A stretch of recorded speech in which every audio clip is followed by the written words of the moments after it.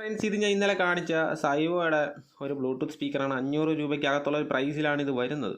അപ്പോൾ ഞാനിത് ചെക്ക് ചെയ്ത് നോക്കിയപ്പോൾ ബാറ്ററി ലൈഫ് അത്യാവശ്യം കുഴപ്പമൊന്നുമില്ല. നമുക്കൊരു 3 മണിക്കൂറിന് മുകളിൽ എന്തായാലും കിട്ടും. ഓക്കെ, പിന്നെ വരുന്നതെന്ന് വെച്ച് കഴിഞ്ഞാൽ നമുക്ക് കണക്ടിവിറ്റി നോക്കുമ്പോൾ മെമ്മറി കാർഡ് ഉപയോഗിക്കാനായിട്ട് പറ്റുന്നുണ്ട്, പെൻഡ്രൈവ് ഉപയോഗിക്കാൻ പറ്റുന്നുണ്ട്.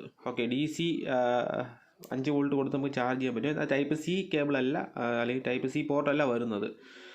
അത് നമുക്ക് കുറവായിട്ട് കാണാൻ പറ്റില്ല. ഓക്കെ, അടുത്ത് പിന്നെ വരുന്നതെന്ന് വെച്ച് കഴിഞ്ഞാൽ FM റേഡിയോ നല്ല ക്ലിയർ ആയിട്ട് നമുക്ക് ഇതിനകത്ത് കിട്ടുന്നുണ്ട്.